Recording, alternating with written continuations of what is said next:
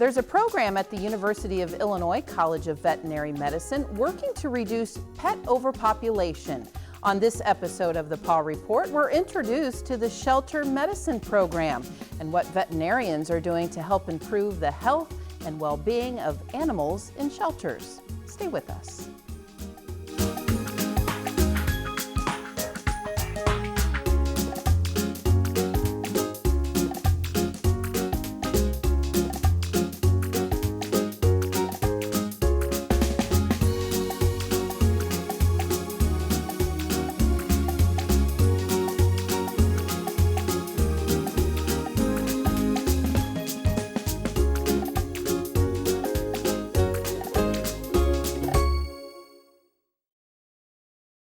The Paw Report on WEIU is supported by Rural King, America's farm and home store, livestock feed, farm equipment, pet supplies, and more. You can find your store and more information regarding Rural King at ruralking.com. Dave's Decorating Center is a proud supporter of the Paw Report on WEIU. Dave's Decorating Center features the Mohawk Smart Strand Silk Forever Clean Carpet. Dave's Decorating Center, authorized Mohawk Color Center in Charleston. Thank you for joining us for this episode of the Paw Report, and we've got a special guest today. Always our first-time guests are special, and joining us for this episode is Dr. Laura Frazier, and she comes to us from the University of Illinois, and she's here today to talk about a very special program at the University of Illinois. So thank you, Dr. Frazier, for making the journey to Charleston from Champaign. We always love first-time guests, and so we put you on the spot and we let you introduce yourself to the viewers and tell us about your journey to the University of Illinois. Oh, well, thank you so much for having me. So I am originally from the Boston area. I moved to Brazil for my veterinary education. So I spent about 6 years living in Rio de Janeiro, Brazil, before repatriating up to the University of Illinois for a specialty internship in shelter medicine, which I did half of it at the university in Urbana-Champaign and then the other half up in Chicago at some high-volume surgical facilities. So we're here today to talk about the shelter medicine program. Yes. What exactly is it? How did it get started and what is the program's purpose? So the idea of the program is multifaceted. So it was established a number of years ago by a different team of veterinarians with the goal of providing low-cost veterinary care to rural communities throughout the state of Illinois. We are currently in a veterinary shortage where there aren't enough vets for the number of pets that exist in our state. So the purpose of our program is to offer services for the community as well as educate our students on the importance of shelter medicine. Mm-hmm. And we were talking before our interview today about pet populations and overpopulations. I know you can speak on that nationally, but specifically here in central Illinois, the pet problem. Yes. Our shelters right now are being inundated with pets that unfortunately have not been spayed or neutered, so they're reproducing in large volumes. Additionally, we have a large feral cat problem in rural areas. That has become kind of a public health issue in terms of these cats. A lot of them are community cats, so they're socialized, they're friendly, they're fun to pet and to feed, but these animals can also spread diseases to people. So keeping the numbers of these animals under control via spay and neuter is very important to public health as well. What kind of diseases can they? So things like ringworm, for example, or cats and dogs have gastrointestinal parasites that can also infect people. Rabies is always of concern. Things like that can be a problem for public health. And also leukemia, cats can... So that is something that they can, the virus that they transmit to each other, but fortunately that's not something that can be transmitted to people. Yes. In central Illinois, so you see a very significant overcrowding and yes. Now, how quickly can... we talked about feral cats. How quickly can they reproduce? It's very quickly, very quickly. Wow. So if how quickly? Within a colony of cats, if cats can reproduce very quickly. So their gestation period is about 60 days. So from the time that they get pregnant to give birth, it's a little over 60 days. And then they'll go back into heat within a month or two, and then can get pregnant again, and then once again, a 60-day gestation period, and then another litter of kittens. And these litters of kittens are typically about 5 kittens per litter, can be more, can be less. So we can see a population explosion within a group of feral cats. And you said it's fairly significant in rural areas, Yes, because absolutely. I'm sure whatever happens to these cats and they get dumped or they roam and then it explodes like you just mentioned. Yeah. Part of your shelter medicine program to help this problem is this mobile surgical unit. Yes. Tell us about the unit. Maybe we're going to show our viewers some images of that. Maybe you can kind of give us a tour and what it does and what kind of communities it goes to. Absolutely. So the purpose of our mobile unit is to be able to take our medical facilities to the places that need us the most. So often our clients aren't able to make the journey to the University of Illinois. We go to places that can be up to an hour and a half away. So it can be kind of a long trek for some people to bring their pets or to bring feral pets, for example, to the university. So what we have is a trailer that is essentially all of the things that we need to be able to perform these sterilization procedures on these animals in a kind of compact space. So we have tables to prepare the patients for surgery. We have all the anesthetic equipment we need to be able to secure their airway and make sure that they have all of their anesthesia and their pain relief that they could possibly need. And then also sterile surgical facilities as well for us to actually do the procedure, and then an area to recover these patients from anesthesia so that they can wake up safely. So you go to various animal shelters. You have a relationship with them. How does the whole process work? Yes, so it is, our shelter partners are absolutely fundamental to this process. So they're the ones that really are able to identify who is eligible for our services. So we service low-income SNAP, Social Security, and disability recipients throughout the state. They identify the need in these populations of people and then make them eligible to bring in their pets for those procedures. Additionally, we do feral cats. We recognize that this is a huge problem throughout the state, so we do make an effort to try to spay and neuter those feral cats for everybody as well.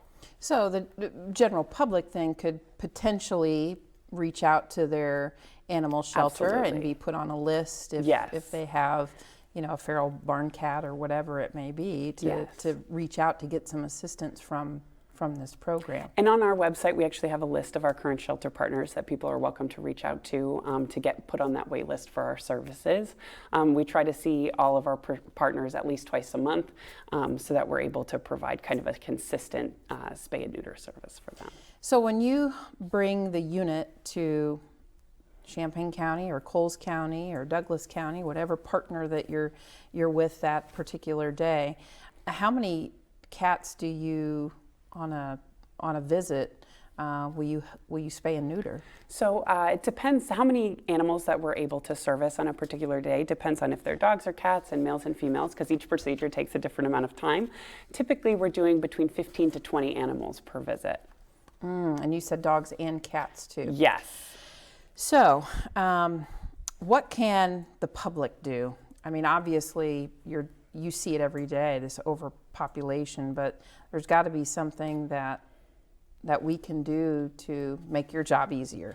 Absolutely. The number one thing, as Bob Barker always said on The Price is Right, is spay and neuter your pets. It helps with this pet overpopulation issue. It's great in terms of the pet's health and well-being to be spayed and neutered. Cats especially exhibit more aggressive behavior towards their own colony members when they're not spayed or neutered, and so it keeps them healthier and they live happier little lives. So we hope that people get their pets spayed and neutered. And if they could reach out to their local shelters and see if their shelters are in need of anything. I know shelters right now are kind of in a tough spot with the number of animals, the influx of animals that are coming in. So kind of visit your local shelter, see if they need any volunteers is always a huge help. I know somebody out there that's watching probably has this question. If they encounter a feral cat, they have barn cats that are a bit wild, how in the world am I going to catch it to get it to your Absolutely. event? do you have any advice for us? I do. So my first advice is if you're not super comfortable or you Right. haven't had a lot of experience interacting with a feral cat is essentially a wild animal, I don't recommend it. There are people, this cat trapping is a skill that I have a lot of community partners that are excellent at it, but it is absolutely a skill, and it requires kind of desensitizing the animal to these traps, these essentially like a have-a-heart traps where they're captured safely, and then being able to catch large volumes of animals in one place. So I recommend reaching out to local cat trapping organizations if you have a local cat rescue, because typically they're the experts. I wouldn't approach a feral cat by yourself. And if there's not one of these organizations that can help, I mean, just a safe trap that maybe, that you can put out, would that be the best thing? Yes, to do? absolutely. Like have a heart trap where you're not personally manipulating the animal. So I think the biggest concern is obviously your own physical safety. So never approaching an animal yourself to try to get it into the trap, but leaving maybe some yummy Friskies cat food or something in there that might entice them to go in by themselves. What are some other community initiatives that are supported by the animal shelter program? So we are really big into prevention. So we think the best way to keep all of these animals healthy is to prevent the diseases in the first place. So we host vaccination clinics through our community partners through these shelters and rescues throughout the state.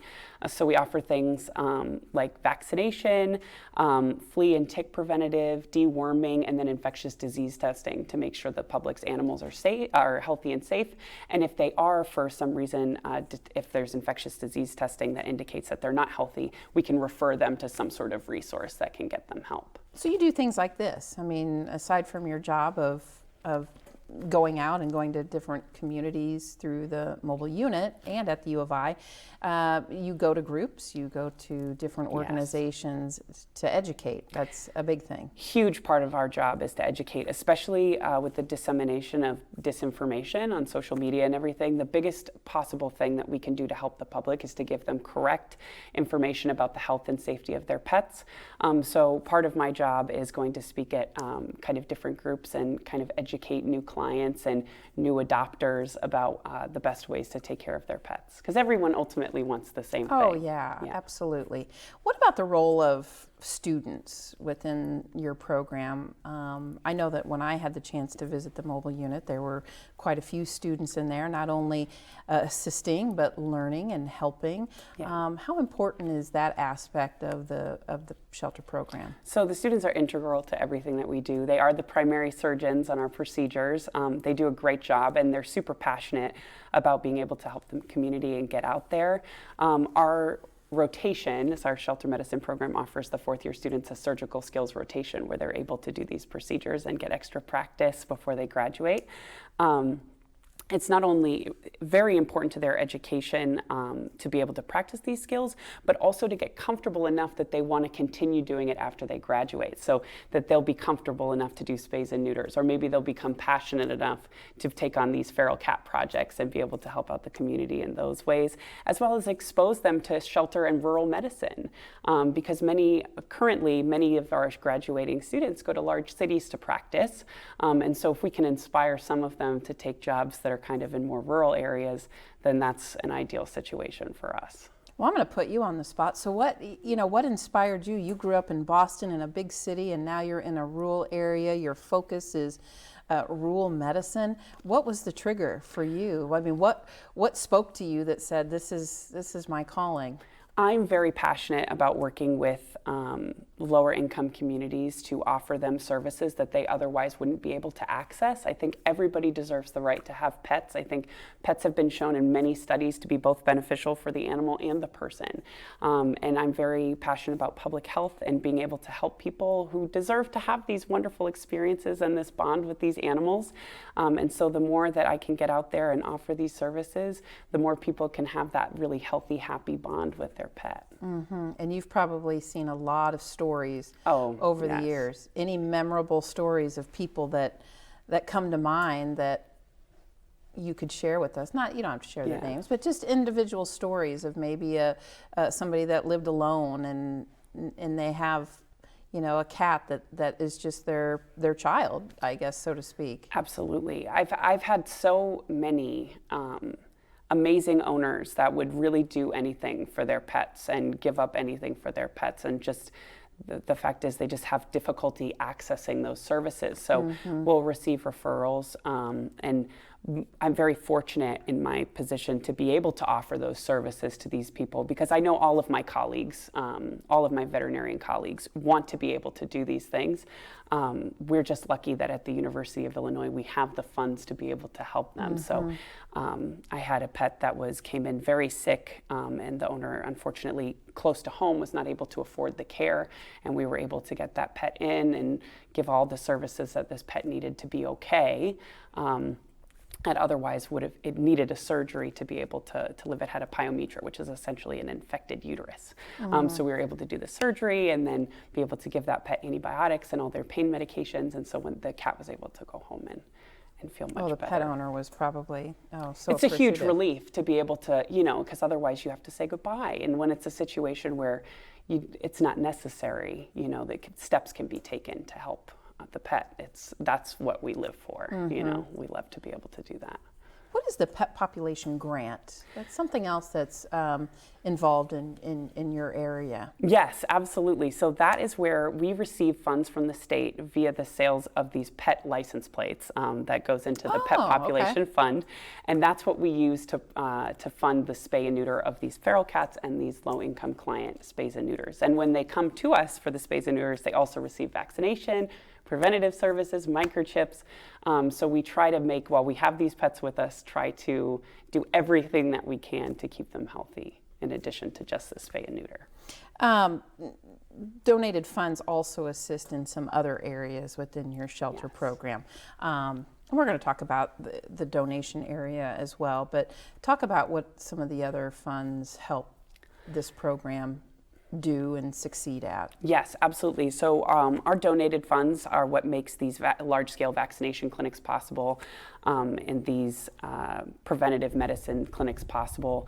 It helps with urgent care needs from some of our animals. So we'll get feral cats, for example, who have severe injuries, and we're able to treat them. We'll get community pets through our shelter partners that have growths or masses or some other tooth problem, some other issue that really needs addressing for the animal's health and well-being, and we're able to address that because of these donated funds. So it really makes a huge difference in terms of what we're able to do. All of the funds go directly into the pet care. So it has been instrumental to what we're able to accomplish. And you said, we briefly touched on community outreach, because that's what we're doing here, is we're reaching hopefully lots of viewers in this episode, but that is an integral part, because a lot of people, I think there's just not a lot of understanding or education about the pet population and the overpopulation. Yes, absolutely. I don't think, it's always interesting to me now, kind of thinking about those questions. We are given, when we adopt a pet, we're given almost no information, or we buy a pet right from a pet store. It's like, well, here's an animal and here you go. And all the information that we receive is things that we hear from a friend or we read on the internet. But we never know really what the source of that information, if it's a quality source or maybe the information is actually disinformation. What's really most important about veterinary medicine is that we're able to communicate effectively this information about how to take care of our pets to our clients and to the public, so that they really have a good foundation to have a healthy, happy pet. And you've touched on it, so we'll go back to that. You mentioned donations. That is a very hefty part of this program. Yes. You do get funding from the state through the license plates, which you explained, but donations are integral as well. Yes. And the donations really, the state will pay for the spays and neuters, which we are so grateful for. And then everything else we do is funded by donations. And so all of our community projects and all of that stuff, we are so grateful to our donors for being able to give us those opportunities to help the public. And they're supportive, because this has been going on how long? I mean, Oh, wow. several Yes, years. yes. Any other partnerships that you have with anybody else in the community, or is it mostly always the shelters that you're working with exclusively? Yeah, so we work almost exclusively with shelter and rescue organizations. Many of them are down here, kind of in central Illinois, but then we also work up in Chicago as well to be able to offer services kind of across the state. And our hopes is that we'll be able to continue to expand these partnerships to different shelter organizations so we can distribute resources and information kind of to all different parts of the state and not just here around the Urbana-Champaign region. And people in your circle, whether it's coworkers or the shelters that you deal with, what are some of the biggest frustrations, that you maybe feel or see, or that these shelters are experiencing? Is it all go back to the overpopulation, or what? I think, and also just a lack of, we just don't have enough veterinarians and we don't have enough veterinary technicians. So I think ultimately that's what I find is most frustrating for these communities, where you'll go, some of these community members live an hour and a half away from the closest veterinarian. So it's difficult to access care, and they might not have a car, they might not have the funds to get there. So I find that generally speaking, we just don't have the resources in a lot of the state to be able to help them. So that's what we are trying to step in and help facilitate those things. Mm-hmm. But that is the biggest complaint that we see. I just couldn't get an appointment. There's nobody available. They are only open so many days a week. Everything is very expensive. And it's unfortunately just our reality right now. Mm-hmm.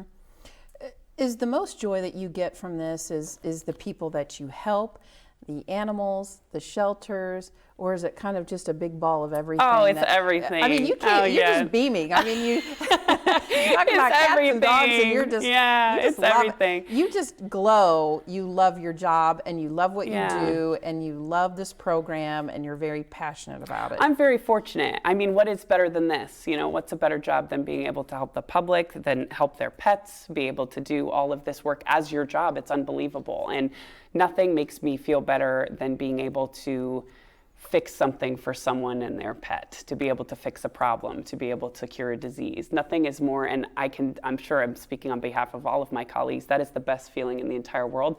I'm lucky that I get to do this for a living, and I want to continue to do it. So you have probably 20 or 30 cats at home, right? No.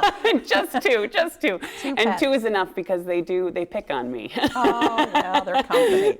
Let's talk about the future of the program. How would you like to see it evolve? And obviously you'd like to see more vets get into your area, but you can talk about that. But other things that you would like to see transform in the animal shelter program, and maybe it just doesn't get as much attention as maybe some other areas. Yes, I think shelter medicine in general for a long time was kind of off to the side, it was kind of a smaller specialty. And so now it's growing, and I think with this community that we're building within the community of shelter veterinarians, right? So we're all talking and learning from each other and working together and doing our best to service an ever-growing population of animals. My hope is that we can continue to build these networks, these professional networks, so that we can create a sustainable group of people that can help the public, right? So across the entire state, we can all kind of pitch in and help each other to get these goals accomplished, get these spay and neuter goals, these vaccination goals accomplished. I would love to see additional outreach campaigns to get people involved in vaccination efforts and prevention efforts, and just kind of public health awareness efforts to get these dogs out of the shelter and into happy homes where they can form nice, loving bonds with people. I think there are endless opportunities for growth here, So I'm just very excited that I have an amazing group of colleagues that work in shelter medicine that I can kind of tap into and get help from. How does this topic compare? You worked overseas for many years. Do they experience the same problems Absolutely. Or even worse than maybe the U.S. or here? Absolutely. It appears everywhere you go, it looks a little bit different. Back when I lived in Rio de Janeiro, we had community cats, but we had a lot of street dogs as well. But it was a very similar situation where there were few vets that worked in shelters compared to in private practice, and there just wasn't the ability to spay and neuter the amount of pets that would make any sort of difference in the long term. And so now we're kind of, we're faced with a very similar problem here where we want to kind of reach out to people and tell them how important it is to get it done early, you know, like this early intervention before we have these large population booms of pets. But it kind of looks this, it's a little bit different, but generally speaking, I think a lot of different communities across the world experience the same issue. Yeah. Last few seconds, why don't you give a pitch to pet owners out there or anybody else that encounters overpopulation or feral cats, the message you can send out to them. Yes, absolutely. Number one, stay safe, right? So if we see a feral cat, don't manipulate it yourself. Some humane traps are excellent resources. Get in contact with your local shelters, see what you can do to help. They're always in need of something, donations, blankets, towels, those types of things are always helpful. And then obviously, if you are in need of resources yourself, we do have a website where you can look at our community partner list and get in contact with one that's close to your house, as in your community, and we can get you on a wait list to be seen. Great. Dr. Laura Frazier, your energy is infectious, and it's been a pleasure learning more about the University of Illinois' animal shelter medicine program. Thank you so much for being a guest on the Paw Report. Thank you so much. And thank you, our viewers of the Paw Report, for joining us for this very informative episode. Until then, we'll see you next time. I'm your host, Kelly Goodwin. Dave's Decorating Center is a proud supporter of the Paw Report on WEIU. Dave's Decorating Center features the Mohawk Smart Strand Silk Forever Clean Carpet. Dave's Decorating Center, authorized Mohawk Color Center in Charleston. The Paw Report on WEIU is supported by Rural King, America's farm and home store, livestock feed, farm equipment, pet supplies, and more. You can find your store and more information regarding Rural King at ruralking.com.